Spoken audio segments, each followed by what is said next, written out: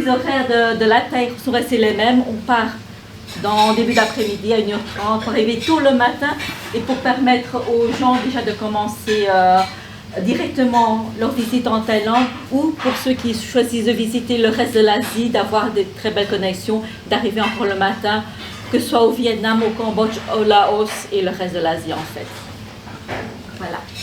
Ça c'est notre avion, on opère avec un Dreamliner. Donc l'avion, voilà, le seat map, on a la classe business et la classe économique, deux classes.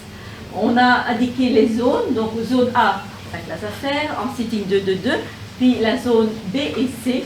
Pourquoi est-ce qu'il y a ces différences entre les zones? C'est parce que suivant la classe de réservation utilisée, les passagers seront autorisés à se mettre à faire du pré-sitting en fait. Et on est une des seules compagnies qui autorise encore le sitting gratuit. Quand vous voyez que vous avez réservé et que vous ne savez pas faire le sitting, vous pouvez toujours me contacter, je vous donnerai une réponse, mais probablement ce sera de la classe W, où est-ce que les sièges ont déjà été bloqués par d'autres personnes. Vous pouvez aussi proposer aux clients surtout pour le vol aller, ça ne me dérange pas, on est là vraiment pour aider les agences de voyage. Vous pouvez toujours envoyer un petit mail disant est-ce que vous pouvez nous aider à faire le pré-sitting pour ces passagers. On a vraiment une équipe à Bruxelles et on est prêt à leur envoyer des messages, leur demander d'assister ces passagers.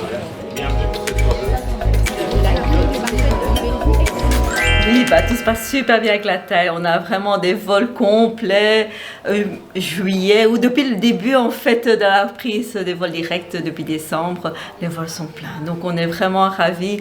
Les Belges ont attendu longtemps pour ces vols directs et avec la Thaï, ils sont en 11 heures de vol de Bruxelles à Bangkok en direct. C'est tout à fait un vol quotidien. On a vraiment très bonne relation. Ils promotent, comme ils l'ont indiqué avec cette soirée, énormément la Thaïlande. Mais autour de la Thaïlande, il y a encore beaucoup d'autres destinations comme le Vietnam avec lesquelles on a de très bonnes connexions. Donc ça permet aussi d'organiser des séjours en Indochine, Laos, Cambodge combinés avec la Thaïlande. Donc tout est bien possible.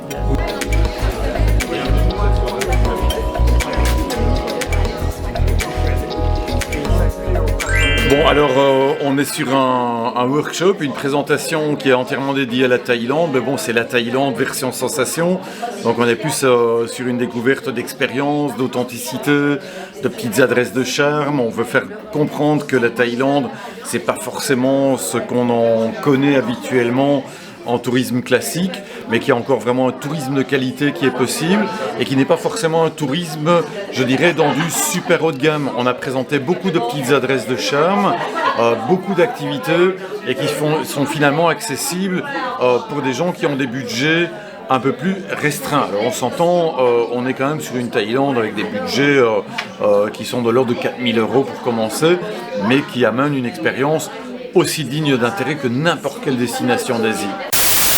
Et je pense que l'agent de voyage est capable de faire la différence entre le client qui lui demande un prix avant tout, voilà, trouvez-moi le voyage le moins cher, et ça, très honnêtement, c'est pas notre métier.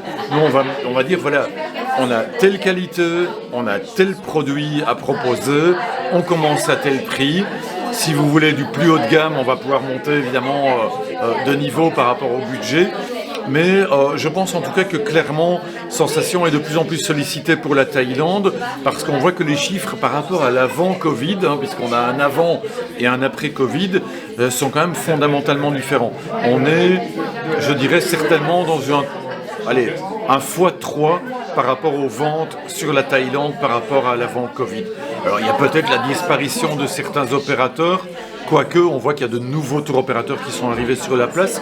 Donc difficile à dire, mais je pense que clairement on a une démarche qui se défend et qui commence à être comprise par les agents de voyage et par les voyageurs.